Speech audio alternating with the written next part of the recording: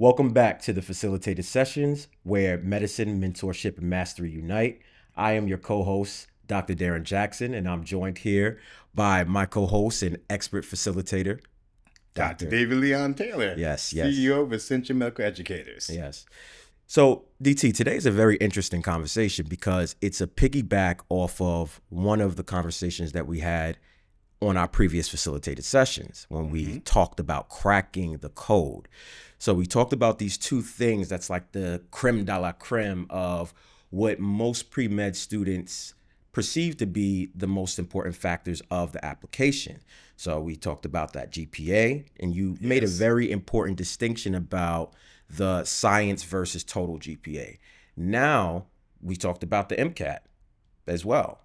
Now, today I want to get into the weeds of the MCAT because I think it is a very important topic that really incorporates strategy. And you being an expert facilitator, an expert teacher of how to learn, that's one of the benefits that I've gotten from your esteemed mentorship over the years is learning is an actual science.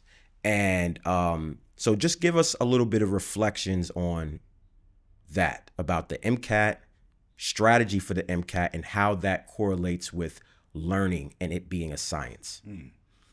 Big task, but we're going to break it down for you right here in the FS for our future doctors. And I always emphasize that, yes, there is some content-based science that we must focus on.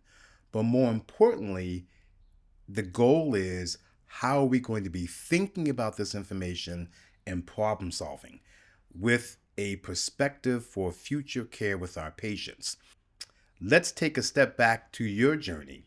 What do you remember about the MCAT in terms of this is how you should study for the exam? So going back, dusting those cobwebs off, I would say that I didn't have a lot of mentorship and advising around the MCAT. So a lot of what I did was mirroring what a lot of others around us, and also during my time, we didn't, studentdoctor.net and Reddit, those sites wasn't really like a popular thing. Mind you, the new format of the MCAT is, I didn't take that, so, and we'll get into a question about that later about what do you feel like the importance of adding those humanity aspects to the MCAT exam, and how does that translate to the AdCom? Why was that an important thing? But we'll get into that in a second. But again, I didn't necessarily have strategy. I did the first thing that is the content, right? The content consolidation. So you get the book, the most popular book. You take a paper written, diagnostic exam, you get a terribly low score. Then you say, I need a course.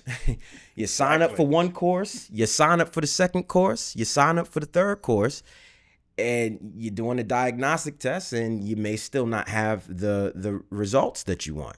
Then you're like, well, let me just do questions because I hear questions is the way to drill it in. Yes. And you do questions and you're still not getting the same result. And one of the things that I realized, because that was essentially what I did, but one of the things that I realized coming into contact with your advising and mentorship over the years is, you can do as many questions as you want, but if you're not understanding that error analysis, and I know you'll get into a little bit of that later, as to why you got that question wrong. And if your perception, like mine often was, that I got a question wrong because I did not know the content. That sounds very familiar. Yeah. By future doctors? Yeah. I don't know the information. I don't know the content. And while that a lot of times was right, there's a lot of content consolidation when you are preparing for MCAT that goes on. But a lot of times it wasn't. But if you don't look at your error analysis from that view, or don't know to look at your error analysis from that view, and I know you'll get into how we categorize, an error analysis process. If you don't look at it through that lens, you can get lost in the sauce. And I was very much lost in the sauce. So that was my experience. I'm pretty sure there's a lot of future doctors out there who may be a little confused because they're hearing, this is what works. That's what worked. This is the missing link. This is the key that you need to get that 520 on the MCAT. Well, it's 520 now. But that's not always the case. So, I'm glad you brought that point up. Yes, so the MCAT, DJ, is truly a science and learning. And let's look at it from the perspective of a few pillars. Let's jump in with pillar one. Start with pillar one. So, when to start and how to assess readiness. Yes, well, a lot of scholars, future doctors you hear about should have a 3-month plan, 6-month plan, 9-month plan. Maybe I can do it in 4 weeks. And I definitely have to do a diagnostic and some practice questions. Sound familiar? I mean, that similar to the approach that I had. You pick this kind of static time frame based off of when you need the score, and then you study. But I think that static time frame can change in terms of your approach, but that's where the value of mentorship and advising comes in. And during my time, I didn't have that proper advising to navigate those timeline templates. That's right, DJ. And that's the key anchor to assessing readiness and how should I set a plan. Future doctors, we really have to work on linking with an effective mentor or academic advisor to help us set our plan for the MCAT. That plan is going to be based on our learning differences, where we are with respect to strength of understanding of our science information, where we are with our thinking skills to prepare for this type of exam, and what type of resources do we feel are optimal for us. And the most important piece, wellness. We need guidance to set the plan. Don't do it by yourself. So you're giving a preview to some upcoming pillars, because pillar number 2, we do discuss about choosing a prep resource. Now, that is a very, I can think back to my time as a pre-med student, and the first time you're gearing up to study for the MCAT, you already have in your mind that you need some type of prep course. Which one do I pick? This one, that one. My friends recommended this. So give me a little bit of insight into, or give our future doctors a little bit of insight into how to navigate that process when first considering what type of prep resources to use, how many, what does it depend on the actual learner? Let's underscore for this particular pillar, no social media. That will lead you in a different direction because each of you future doctors, each of you are different in how you learn. The mentorship for the customization is so important here in terms of what are the right resources that help you problem solve. So what do you mean by no social media?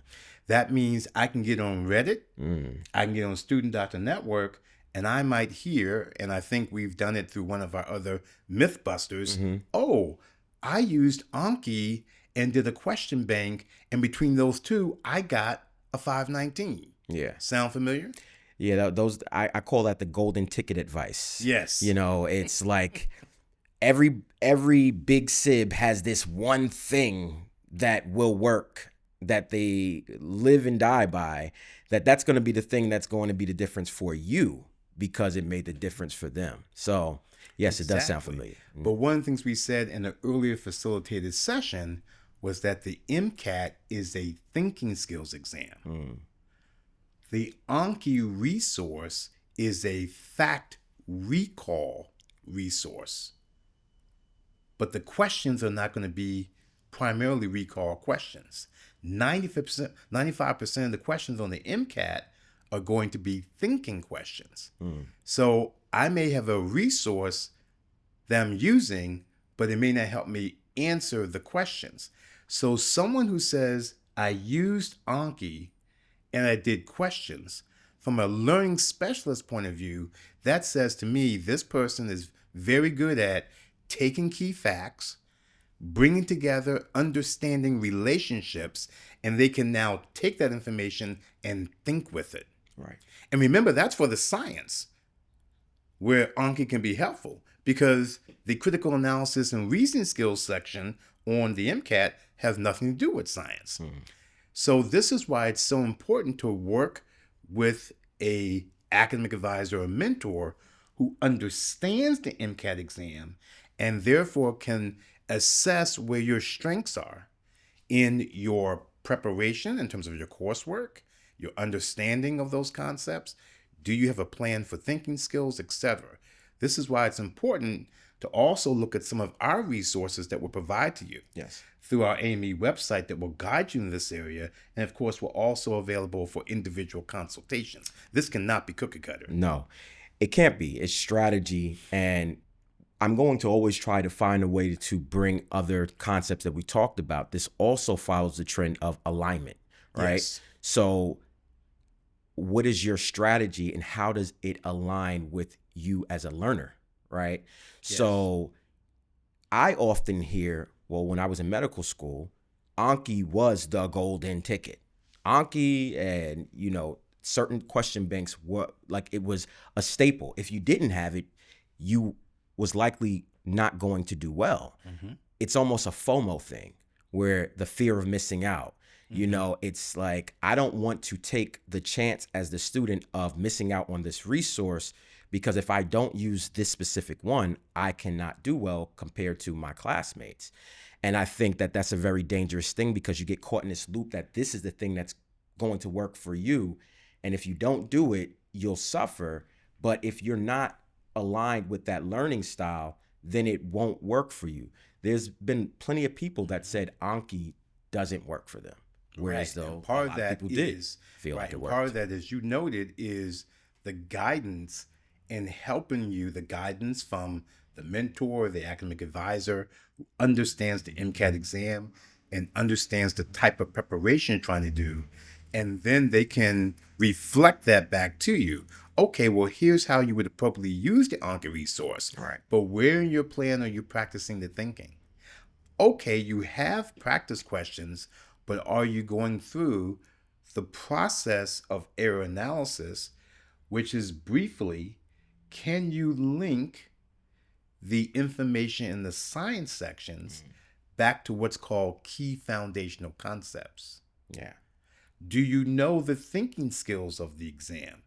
Now, again, that's part of an AME blueprint for success on the MCAT. That's a separate opportunity that we can work with a lot of scholars on one-on-one, because it's not cookie cutter. So these first two pillars, DJ, actually come together and they require a lot of guidance. Yes. Pillar 3. Pillar 3. Let's jump in. Pillar 3. Study plan templates. There's no cookie cutter format. We see how these pillars now are aligning, because it starts with your plan has an element of what's my readiness? What's my timeline? Your plan has an element of what resources should I use and why? Are those resources the right ones for my learning preference? Are they the right ones to help me think and problem solve for the MCAT? All of that goes into your learning plan, in addition to how do I maintain balance, as you always talk about. Am I reflecting other wellness strategies? That whole plan must come together. And as you noted, we're kind of doing that sometimes by ourselves, because we haven't had the benefit of this type of facilitated discussion to know the importance of advising and mentorship in that area. Yeah, I do think that's something that's key for our future doctors to keep in mind. You keep going over this thing about learning and learner, and I really want that point to connect with our future doctors, because it's not always, your error analysis is a very important step in your process with improving your success on the MCAT. And there has to be a strategy. And until I met you and like literally sat down, I can recall us going through questions and getting a question wrong. And you asked me, so why do you think you got the question wrong? And I said, well, knowledge, content. Then it was another question, knowledge, content. But then we went through the actual question. And then I realized that I know this fact, but it was really the way I processed reading the question prompt and understanding that distinction that no, I did not get this question wrong simply because I did not know this fact, this information, or I was not able to piece together the diagnostic outline of this patient to make an informed, decision on the answer. But it was really because of what I interpreted my reading. And so when I go back to the question now, having that understanding of it's not a content thing, it is a little, how am I processing the information that I'm reading? That changes the game. And there's so many other different areas in which we can target and that you've worked with me, and that we offer a lot of resources and services to our future doctors of this very, intricate, detailed, and customized study plan. Yes. Because if you're looking at it from that view, it can be detrimental to your results. And so you just highlighted the great part that this is really multifactorial. Yeah. Could be a piece of content, as you said. How you are processing could be a little bit of thinking. Right. But also sometimes how we process could be a testing skill. Right. All of that, as you said, is important to understanding, and that's why it's important to have that guidance. It kind of brings us back to why we call our facilitated session mentorship and mastery for medicine. Because the mentorship gives you this very key guidance, this key guidance that we're sharing now in facilitated sessions with our future doctors, so you can master the appropriate plan of action that is customized for you, not what you're seeing on social media or randomly because you don't have the actual advising, the mentorship. So a lot of future doctors say, I want a mentor, I want a mentor. As you seek mentors, are your mentors are they able to provide this level of support? Different mentors support you in different ways. Absolutely. Right? Let's look at the next pillar.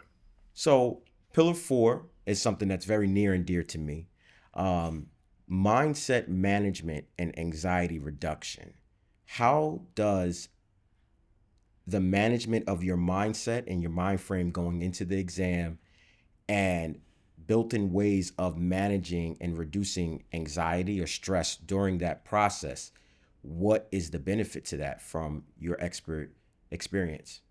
Goes back to that core motivation, right?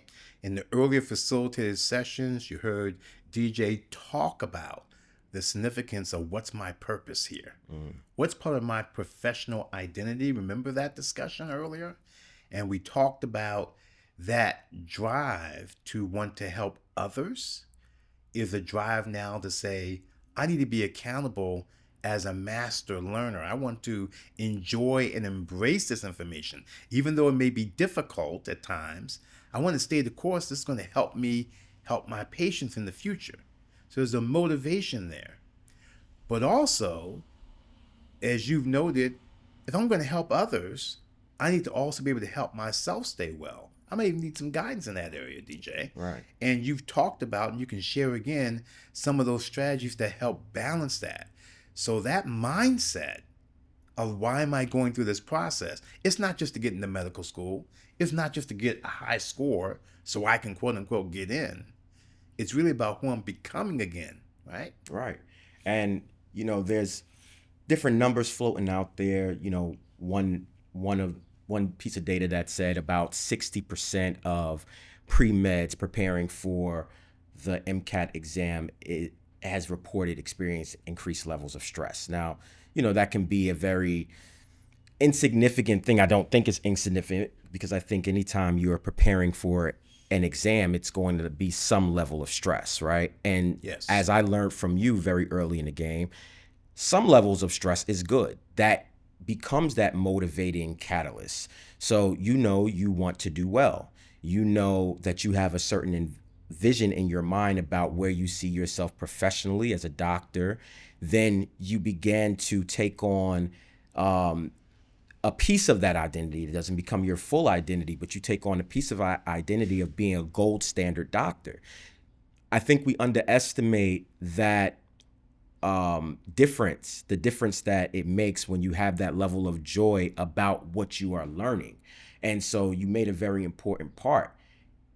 Defining, we talked about defining your professional identity. And when you take that on in terms of your core beliefs and values, and then becoming a high quality, high professional, gold standard doctor, you want to make sure that you are in command of your material. You're a learner, you're an expert learner.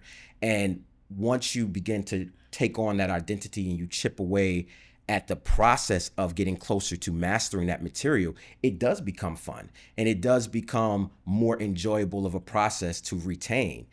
But on the other end of the spectrum, it's that stress. And we've already talked about how stress affects you, right? Yes. Anxiety, other mood disorders such as depression, these things has a significant impact on not just your mood, but also memory retention.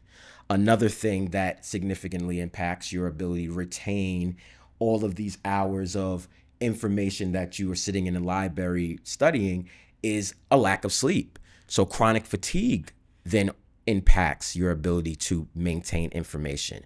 So having a system built into your study plan early in the game, it's not only just beneficial for the MCAT and navigating the MCAT, yes, but it is a very important piece into defining yourself professionally, because the road doesn't get easier. You get more responsibilities, you get more tasks to triage during the day. And so with that being said, having a stress reduction system in your day and built in is not just the benefit for the MCAT, but it's a benefit for you as a professional. A great anchor to close out that particular pillar. Right. What's our last pillar? Our last pillar, and I think you'll have some fun with this, is adjustments for the non-traditional learner. Okay. Now, the context for this non-traditional, we're saying learning focused, issues, learning disabilities, or maybe a particular future doctor who is considering a career change into medicine, or someone who's taking a long break. A lot of opportunity to have expert mentorship in this particular pillar. Scholars who have learning differences need an expert, need a mentor who understands that learning differences can be a strength. The key is, how do we help that valued scholar use those differences as strengths through specific strategies? That requires expertise.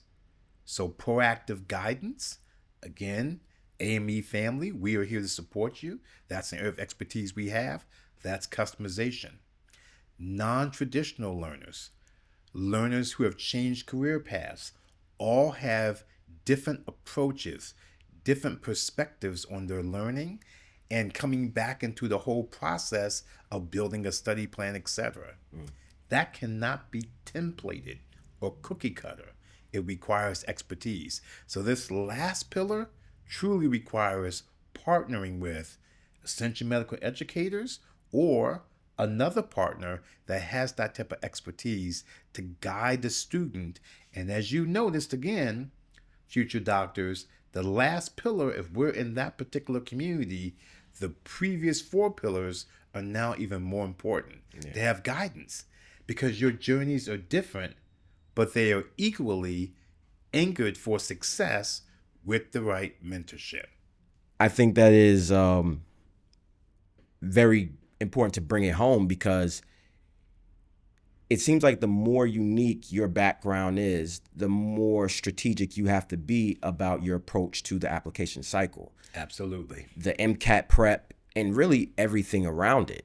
I think if you are used to taking certain types of exams, medical school exams are really a very particular way. They're written in a very specific way.